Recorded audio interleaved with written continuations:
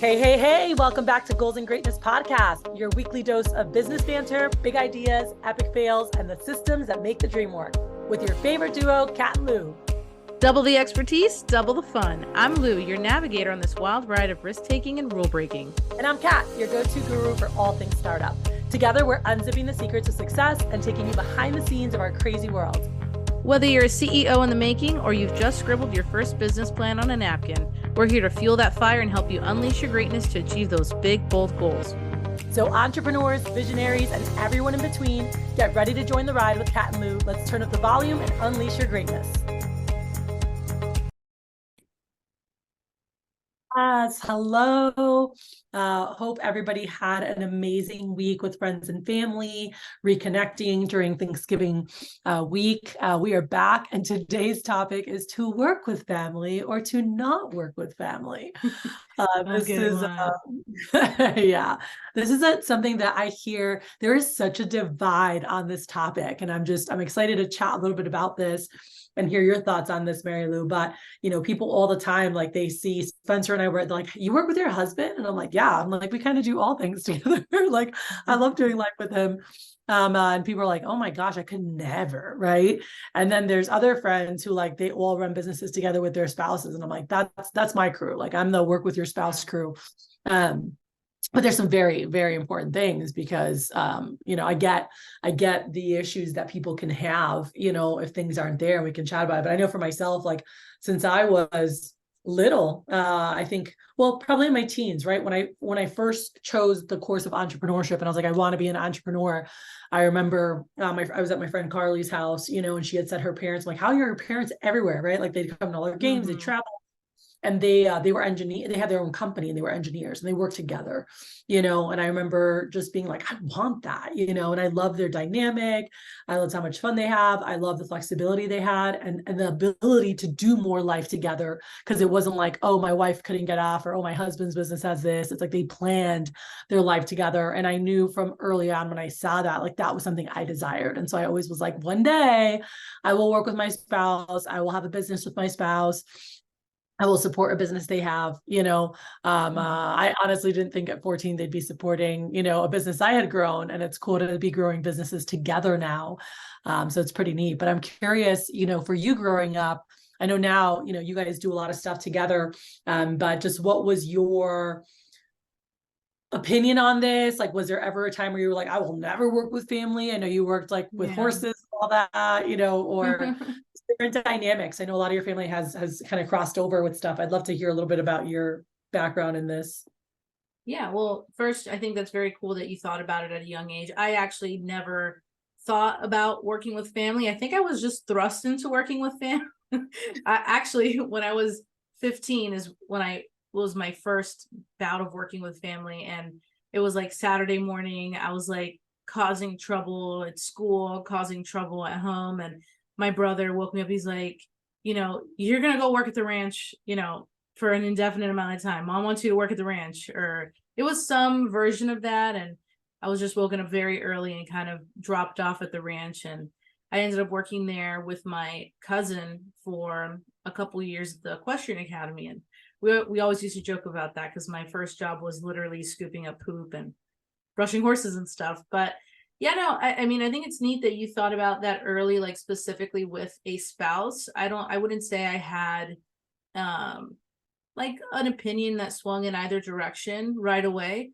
especially being so young. When you work with somebody who's much older than you, they still have kind of like that authority over you, or you feel like they do. So you don't really have like, there's really not much true like business partnership or business conflict that that you can have at that point. But I think some things that I recognized early on was like making sure that the people that you do work with, and I think that maybe this is the reason why she agreed to work with me, are people that, you have similar vision, you have similar values, making sure that your work ethic matches. Like some people are okay being the, get up off your ass and go work and like having to motivate a lazy person, while other people are like, I need to be really engaged in what I'm doing. I need you to be really engaged in what you're doing. And I can't be like servicing you in that way.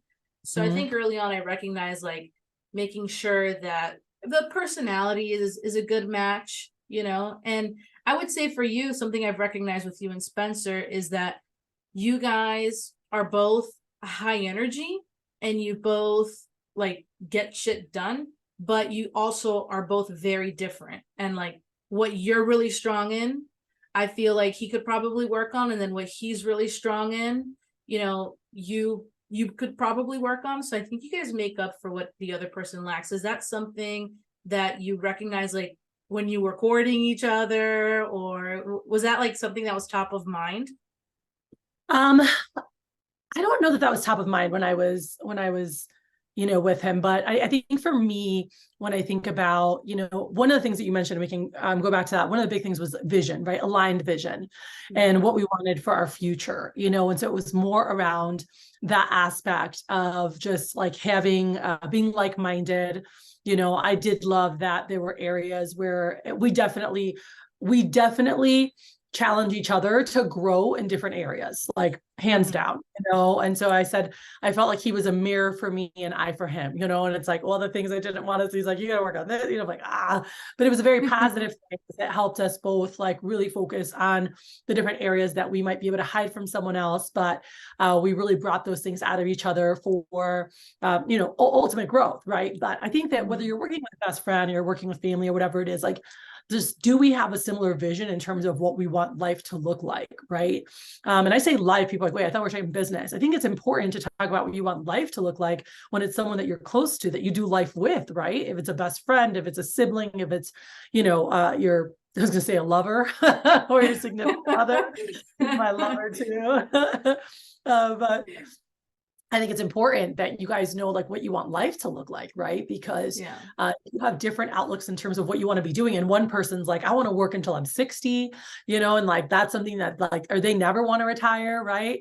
And that's like they're super happy with that. Some people are like, I'm never going to retire. And then my life vision is very different. I was like, well, I want to retire at 40, right? And I want to work just because I want to, not because I have to. But I don't want to be tied to a schedule. And I want to be able to travel the world. And I want to be able to homeschool my kids from wherever I am in the world.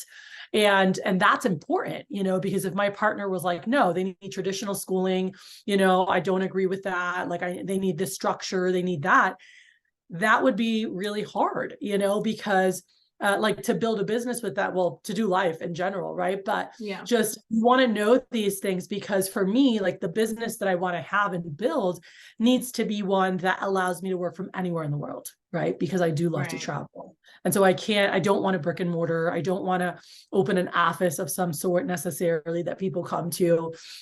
So that is, that was part of our conversations, where other people might not like to travel and they want a brick and mortar. They're going to have a dentist office or whatever it might be. And so I think that if you are going to work with friends or family, do you have a similar vision in terms of what life looks like for you, how you want to be able to live once it's an adult business, right? Because obviously, and we can talk about that separate, and we've talked about this before, but there's different stages of a business, right? So when you're starting a business, like it's going to go through those different phases, but looking at when this business is an adult, what do I want it to look and feel like, right? And having that, and then, as potential partners, like, are you both excited about that vision, right?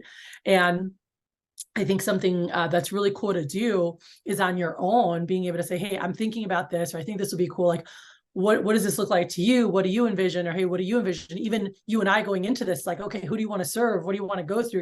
And then a lot of things are all aligned. It's like, all right, this will be super fun, and easy to build this together, versus separately, because we have very aligned, visions, and we might have some different things that we want to do with it and things that we add to it. But ultimately, it's very aligned. And so that to me is probably one of the biggest things. And you have to, and we can, I'll stop talking in a second. You can share anything you want with it, but because there's so much I want to say with this, because, it starts there, right? With like, are we aligned with what we want in our lives? Okay. Now, in terms of what the business looks like and how it supports that life, are we aligned with where we want that to go?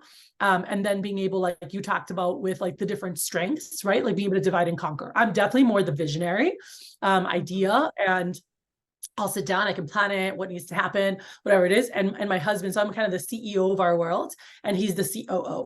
He is the executor, operations, like what, okay, cool, let's go make it happen, and making sure that it's happening. And where I'm moving on to the next thing and planning this and planning that, so that works really well for us. And I think that that's important too, that when you're working with somebody, that you guys, like you and I, like you are really amazing at everything, but also like are really good at executing like a lot of the technology stuff, this, that, whatever. And I'm like, let's I love how things sound and the writing of things, and and being able to put that together. And so there's big power in that dynamic, when somebody does have some of the strengths that you might not be as strong in, and can really bring that to the table to be even more powerful together. Yeah, and I know you said that we could talk about this forever, and you want maybe go to the next thing, but I really think that this is the foundational thing. Like, if you can't get this right, you're not going to have a partnership. And just to piggyback off what you said, I think I like making sure that you have to be specific with the vision. You can have the same vision but differ in like certain things of how you're going to run your business philosophically. Like, you have to be on the same like heart level, like your morals and the way you want to go about making decisions also have to align. And I can speak from personal experience, because like I was in business with a family member, and I thought it was going to be great because we both had very similar visions of what we wanted life to look like at the other end of success. And as we started going through, like, of course everything goes well in the beginning, everybody's excited,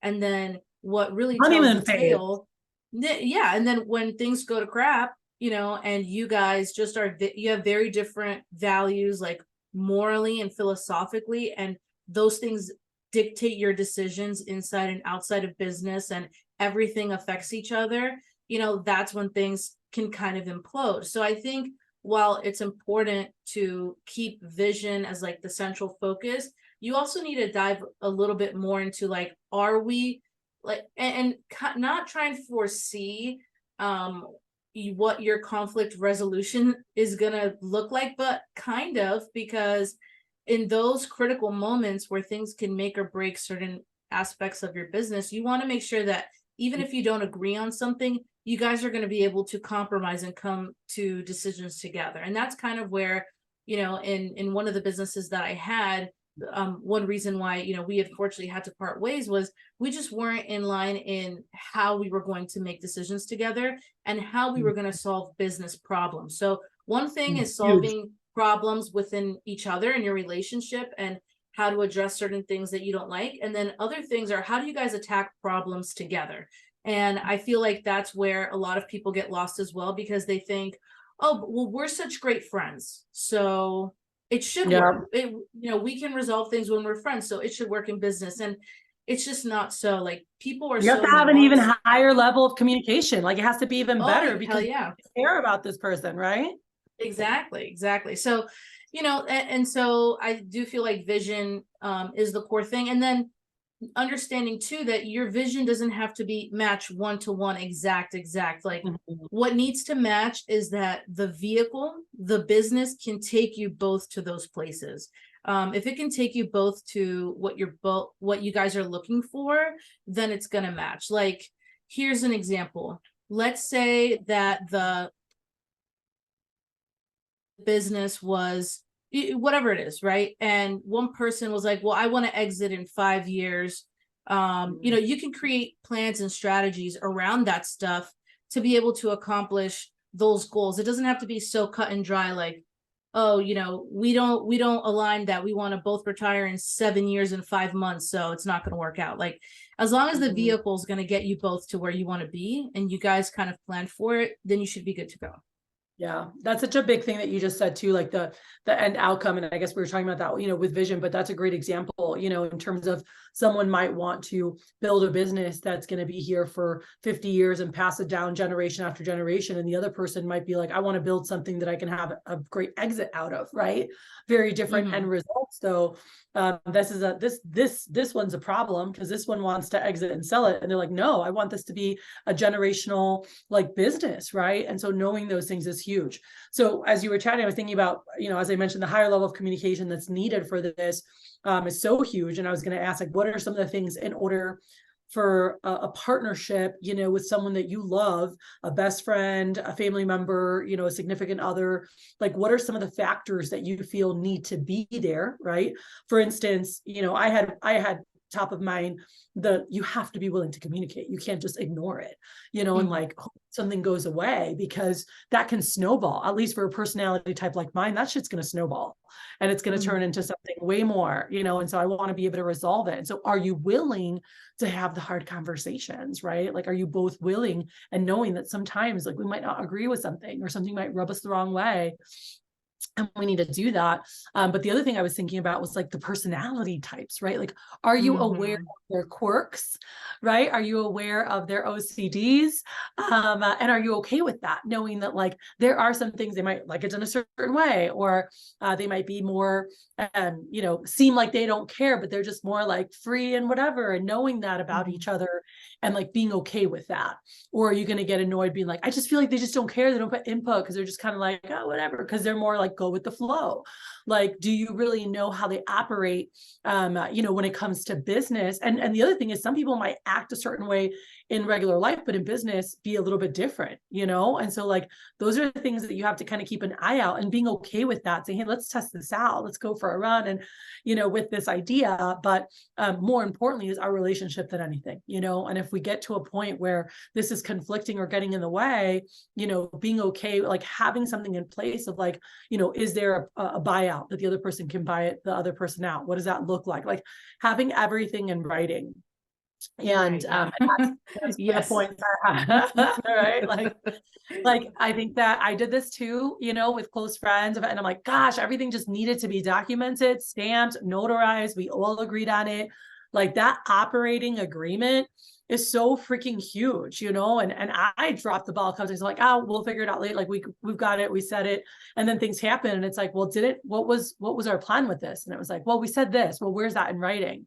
And it's not there, right? And so, especially with the people you love the most, spend more time like having all those details like in that written down, and being able to both look at it, both agree on it, and go, okay, like cool, this works, right? Because then do that when things are good, because then if you do have any hiccups or things turn sour for whatever reason, or maybe you go through a nasty divorce, right? My old partner, that happened to him, and she's trying to take a bunch of stuff, right? And so being able to have that everything documented prior of like, no, this is blank ownership, this is my, like whatever it is, you just never know. Like there's relationships you have like that would never happen. You don't know. Things happen, people change, unfortunately. You just have to make sure that you protect yourself by having clear expectations, guidelines, procedures, right? Like just how you guys are going to handle things in the event that one person wants to leave, in the event that someone unexpectedly pass away, in the event, like all those things, right? Because that can also affect their families. So I think that sometimes that can get overlooked because we're family or we're friends. And I think it's even more important to make sure it's like, hey, we agreed on this. It's all in writing. Like there's no battling on it, Yeah, that's huge. I mean, just to comment on that a little bit, I've gone through like different experiences where because things weren't in writing, like a personal life affected the business, and it causes stress, and that unfortunately leads to like things being dissolved, things never working out. So banging out as many things ahead of time as possible is definitely something I recommend. Also, getting legal counsel, I think, is huge. Like beforehand to draw up these documents. I mean, if you don't have the money or you don't feel comfortable and you guys just want to put things in writing yourself, I mean, you can, but legal is legal. Even you can go to LegalZoom, right? You can go to LegalZoom or things like that, and they can craft an actual like legal document that you can get notarized, and you can do that for a free trial for the month. Shit, it could be free. Yeah. And then no, I mean, definitely legal's the better route, because you would think, oh, this person would never sue me, or this person would, but you just, at the end of the day, money is money, business is business. And even if you share the same blood, people still screw you over. I mean, it's just unfortunate, but that's just a part of human nature. I mean, I'm definitely an optimist. I like to think the best of people, and I like to think that the world is working for me and not against me. But at the same time, it's not like I'm like walking to the edge of a cliff and saying, well, I believe that I'm just going to fly. No, that's not going to happen. You're going to fall. And it's just, that's human behavior. So I'd say with friends and family, you know, I'm all for working with them, but I think you have to take those necessary steps like we just mentioned. And that does include anything that you would do with any other partner, which is like having legal documents in place and procedures, and exploring those things beforehand before they get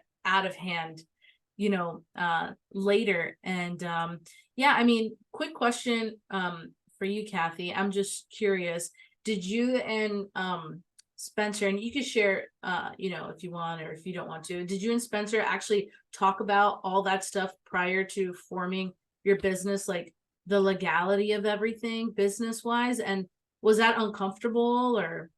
No, him and I never did that, going into things, you know, like we talked about, because really we haven't started a business together yet. That is something that we will be starting this next year, where like him and I are 50% owners in something. When we got together, I already had existing businesses that he came to support in. So he's really been working more as like head person or a hired person versus starting a business together, right? So that's why we don't have that, just because we hadn't done that. Where, you know, us starting, or when we start doing all of our real estate stuff, everything, like having that written down, and, you know, how we contribute, how things look, like that's all super important. And we have to sit down and hash that out. And that's something that now when we start doing our real estate investing together, which him and I haven't done that, we're going to be launching into this next year, doing that together. We are going to be putting all that down, you know, on paper and in writing, to have that, you know, God forbid anything happened, or with our kids or whatever it might be, Right. you know? Right. Yeah. And that's where I was going, more like kids and family and stuff like that. I know for us, as we've been looking to start certain things, like we've definitely talked about it. And it's always like, it's a crazy conversation to have, like, what if something happened, you know? And yeah, I mean, it's tough, but you'd be surprised, like the kinds of questions, you know, that come out of that. Like, you know, if they're not 18, who do you want, you know, executing the account for them, and like stuff like that. I mean, it's just it's wild to think about, but I think it's necessary, especially for spouses who have children, people that you'd want to pass these things on to talk about. So I guess as you and I go forming our stuff and you know, putting up these businesses, I'd be excited to like explore that later, because those are definitely tough conversations. Yeah, big time. And what do you feel? So in terms of the relationships that have been great, you know, I know we talked about a couple things already with like vision, communication, but any other things that you would say, like, when somebody says, how do you make it work? Like, how do you do business with people that you're close and love? What are some of your responses to that, in terms of what are some of the things that you've seen really help you excel, you know, in business with people that you're close to? Yeah, I think you know, even like with us, I feel like everybody has, and you said it already, people have like a personal life personality and then like a business life personality. And so I think exploring that and recognizing the two differences is very important. And yeah, I think it's mainly recognizing the differences, knowing that when you get into the actual business, things are going to be different than in personal life. And I know we talked a little bit about the vision, but like I said, like just that philosophy of making decisions, I think is huge. What about for you, Kat? What do you think has gone well? I think that some of the most, so people ask me all the time, like literally it's one of the top 5 questions I get asked the most, like, how do you work with your spouse, and how do you separate stuff? And I'm like, you're intentional about it. Like that, you just said it. You have to separate. You have to set boundaries to go, okay, we stop work at this time and now this is our time, or it's family time, right? Like there's no more business talk. like we're literally just hanging out with boys, doing this or going to church or whatever it might be. We have family day, and there's no talk, right? Unless there's an urgent. But if we need to discuss business, we say, hey, babe, I'd love to grab lunch and talk to you about some stuff of the business, and it's like, oh yeah, absolutely. That's a business lunch, right? Or if I'm like, hey, let's go on a date, right? On a date is not like, let me talk to you about the reports and like what growth opportunities we have, unless we say, hey, let's go on a work lunch.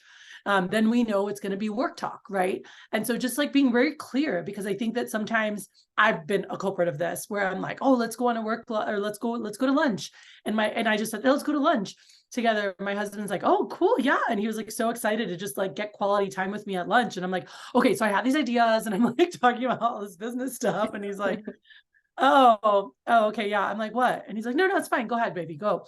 Let's talk. What do you want to talk about? And I'm like, he's like, I just, want to see how your week was, or like how your trip was, or he's like, I just wanted to catch up. I thought we were just having lunch to catch up, right? So I think just being clear on like, let's have a date night, or like let's have like a business dinner with the people that you love, so that like what you're doing, and not one person might expect, like I love to talk business all the time, and so now I even have to like, I work with Claudia, and I had to tell him like, hey, well, let's have brunch, but then I'm like, hey, can we talk shop? Like I want to talk shop, and she'll be like, oh yeah, that's fine, and then we'll talk about other stuff. But if I don't say that and then I try to talk business, she's like, it's Sunday, I just want to hang and have brunch, and talk about last night and like silly things downtown, right? Like, so I think just setting that expectation, but also making intentional time for that personal time, right? Like, if you work with your spouse, do you also date your spouse? Those are two separate things. And I think that a lot of people get lost in that and stop dating their spouse because they just work with their spouse all the time. Like I see them all the time. I'm like, that's a different dynamic.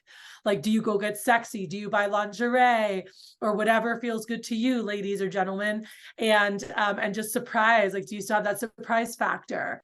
We do staycations in Houston, and we'll rent a hotel on Hotel Tonight and go into town and just have like a fun night out. We'll go to dinner, we'll go dancing, and we'll stay together that night, and like just like dating like for back in the day. But like, do you that just takes intentionality. I think that's it. It's not that hard to do it. It's just making sure you're doing it, and separating that space. I think that has been very important for me in all of my relationships. Like over the last 20 years, like I've worked with a lot of people I dated, because again, that was my ultimate plan. I wanted to marry somebody and work together. So it was very intentional. Like I liked having similar focuses, similar schedules, being able to travel at similar times, right?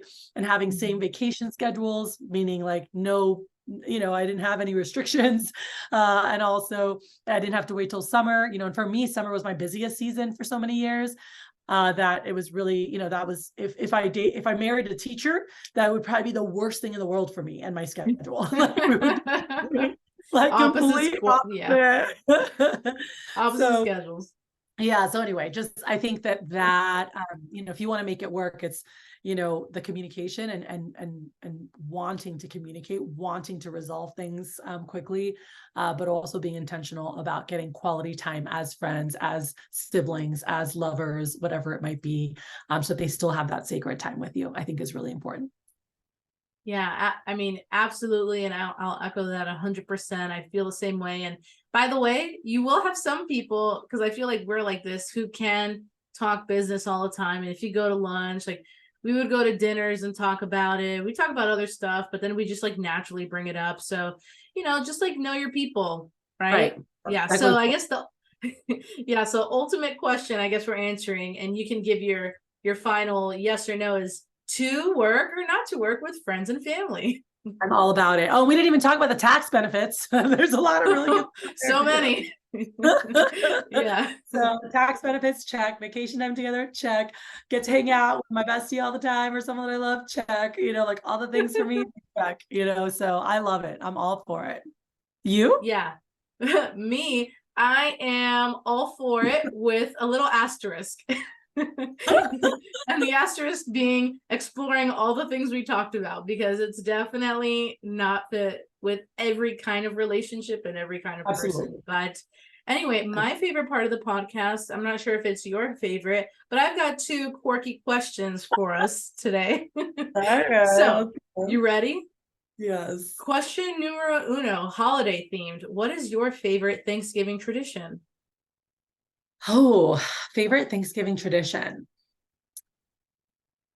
I think it has always been. It has changed now. I miss it. But it was just always the night before, like cooking with all the family in the kitchen together, like family prep. It wasn't Yeah. just mom or that, like everybody, like you're doing this, you're doing this. We put on salsa music, everyone's dancing in the kitchen, we're cooking. And so we still do the dancing part and stuff. So I would say dancing around the island full of food, like tasting as we go. And so now we do, like right now we are in Salt Lake City. And so we do a destination Thanksgiving every other year. So we're not going to cook together. We ordered food, but we'll still have the music, the dancing, the dominoes. That's our family. So that's favorite Thanksgiving tradition. Yours? Well, let me ask you really quick, since you're Puerto Rican, my family's Cuban, Chinese, Lebanese. Rice and beans at Thanksgiving, yes or no? Absolutely. Arroz con gandule. We do arroz con gandule. Oh, there you go. Yeah. Yeah. The Puerto Rican Type of rice beans, with so pigeon peas. Yeah. yeah. That's our rice and beans. So for me, I would say my favorite, well, I do like the un-Thanksgiving things that like my family will make. Like if somebody brings a Lebanese dish or a Cuban dish or something like that, I always think that's fun. But my That is our newest, Thanksgiving. We're Latin. I know, my new favorite tradition, it's obviously new because my kids are little, is making stuff with them, like for Thanksgiving, and like plotting the prep and stuff. Like, Jackson's old enough now where I tell him these are the things that, your grandmother said that we're in charge of, and then like let's make a list and let's go shop for it. And then he loves to cook, and like since my Patrick's not from Miami, we asked my mother-in-law for some recipes a couple years ago of like his favorites. So then he gets to make like daddy's favorite Thanksgiving dishes, and he loves to do that. So we just have a lot of fun with it. And I love to cook. So for me, it's like the best in the world that he loves to cook. So final question. Oh, and I love Friendsgiving potlucks. Like Friendsgiving yeah, potluck. love Friendsgiving. Like something and just have yeah. Yeah. So last question, and I'm throwing you for a loop here because I didn't tell you this one, but if you were a pasta shape, which is your pasta shape? My goodness. Because I love to eat it, or because like the shape is so sexy. Whatever like, you want, girl. Whatever you want. I would be a parpadelle. I don't know if that's how you say it properly. Ooh. Parpadelle. It's the thick, flat pasta, Are you it thick just and flat? me dancing. No, I'm thick, I'm thick. So I like that it's like that thick. And it moves around really well. And it tastes delicious in my belly. I would say that, well, my favorite noodles angel hair pasta. I love it. Like reminds me of childhood. But I don't know. I feel like I'm like a bow tie pasta, I'm like fun. I got some curviness, and it's a fun pasta to put on your plate, or like alphabet letter pasta. You never know what you're gonna get. I feel like that's me. You never know what you're gonna get. Anyway, that's my favorite part of the podcast are these questions. Well, you guys comment. We want to know about your favorite Thanksgiving traditions. And I mean, if you want to share what kind of pasta you'd be too, like by all means, let us know. Excited to connect. Yeah. All right. Check us out on goalsgreatnessunleashed.com, and we'll see you next week.